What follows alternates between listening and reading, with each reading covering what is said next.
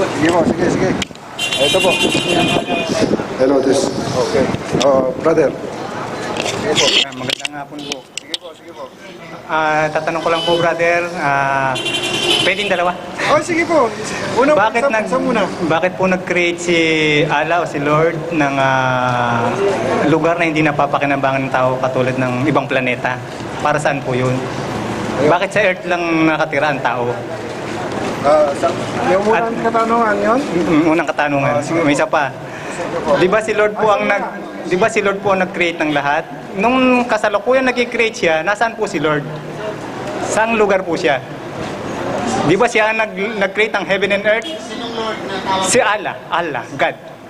Muslim po ba kayo o Christian po. Christiano. Sige po, Cristiano. Ito. Unang tanong? Ayun. Limutan ko na. Hindi.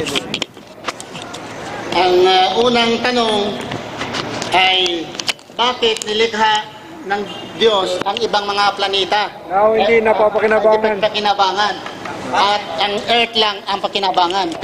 Bakit siya nag-create ng... Hindi mapakinabangan. Okay. Sa ating pag-iisip ay hindi mapakinabangan. Pero sa Islam, lahat ng nilikha ng Diyos may papakinabang. Lahat ng mga nilikha niya. Example, brother. Huwag muna tayo pupunta ng planeta. Yung dito na lang, hayop. Lamok na lang. Okay? Walang purpose ang lamok? Mayroon purpose ang lamok. Mayroon, di ba? Lahat ng nilikha niya, mayroon. Ang planeta, bakit nasabi mo na walang kwenta? Una, ang mga scientists ngayon, brother, nakadiscover sila, pumupunta sila, kung walang silbi, walang gamit, billion of money, dollars, ginagasto nila para pupunta at ina-examine. Ang una lang napuntahan ay ang buwan. Okay? So, ano ba ang buwan? Pagdating doon, walang tubig, walang hangin. Ha? So, kung tao ka nga scientist ka lang, walang mangmang na scientist, walang tubig. Walang hangin ang silbi. Pero sa atin, mayroon liwanag, reflection, nagbigay liwanag sa atin ang buwan. Okay? Ay ilaw sila.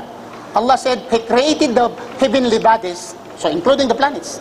I created the heavenly bodies as decoration in heaven, in sama. I created them as decoration and assigned to human being. So mayroon pala, liwanag lang, mayroon na. Sa orbitation, balancing. Alam mo, brother, yung solar system natin, mayroon tayong mga planeta, Neptune, Jupiter, Isa dito mawala, magpalyado ang orbitation natin sa planetary system. Dahil ang planetary system natin, ang solar system natin, ang araw, umiikot ang mga planeta. Isa dito mawala, mag-scramble dito. Dahil mayroon tayong distance, ang isa dito may wala, maapektuhan ang iba. So hindi natin masabi na walang silbi. Bakit? Una, hindi pa natin napuntahan. At hindi natin na-examine. Tingnan mo ang buwan, may silbi pala. May silbi. Hanggang ngayon, nag-study sila. May mga secret sa NASA na hanggang ngayon, hindi nila pinapalabas kung ano talaga ang nandoon sa buwan. Pero nagplano sila, titira ng buwan. Bakit? Okay. Yun ang masabi ko. So, hindi natin na-discover. Okay. Another thing, yung pangalawa is, saan si Allah? Yung nilikha niya ang tao. Okay. Lahat. Yung nilikha niyang lahat. Sa amin nga paniniwala, bilang mga Muslim, si Allah ay hindi siya nangangailangan ng bagay. Si Allah, He needs nothing. Hindi siya nangailangan ng hangin, hindi siya nangailangan ng space, hindi siya, because He is a perfect and absolute. Pag sabi mong perfect, walang kailangan. Wala siyang kailangan. Ako, brother, pag gawa ako ng bahay, hindi pa nalikha ang bahay, sa labas ako. Okay? Iniisip mo kasi, baka si Jesus Christ. Pero kung si Allah ang iniisip mo, wala pa siyang nilikha, nang doon na siya. Okay? Saan siya? In His throne. Kami mga Muslim, naniwala kami nga mayroon siyang trono, and His arsh. Okay? Mayroong tubig, mayroon siyang trono. Tatanungin mo kami mga Muslim, where is Allah when He created the creation? Sa kanyang trono. Sa kanyang trono at sa kanyang... created yung araw. Oo. Sabihin, nung di pa niya kinikreate yun, nasa dilim pa, di ba? Dilim.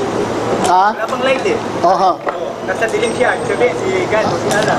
Ako, brother, makinig kayo para maliwanagan din kayo. Yung hindi pa daw ni-create ng Allah ang araw, madilim. Kasi wala pang araw. Okay. Una, brother, iniisip mo earth. Iniisip mo kasi earth. Pero kung lalabas ka dito, brother, lalabas ka dito, makakita ka ng ibang mga araw, suns. Hindi lang isang araw. Iniisip mo kasi, how many Milky Way? How many galaxies? Example, brother, ha? Dito sa mundo, kailangan natin ng oras. Di po ba? We need time. Saan basihan ang time? Sunrise and sunset. Okay? Pag lumabas ka sa mundo, may oras pa ba? Wala na. Dahil wala ng sunrise, wala ng sunset. Ilang kilogram ka? Maybe 60 or 70. Paglabas mo sa mundo, may bigat ka pa ba? Wala ka na ring bigat. Ha? So don't compare sa imong kaalaman dito dahil ang Diyos ay maalam sa atin. Siya ang liwanag, hindi siya nangailangan. Siya ang lumikha sa... Ang Diyos ay hindi kagaya sa kanyang nilikha. Kung ano ang kanyang nilikha, hindi siya nangangailangan. Hangin. Nangailangan ba siya ng hangin? Hindi. Nangailangan ba siya ng tubig? Hindi. Nangailangan siya ng liwanag? Hindi.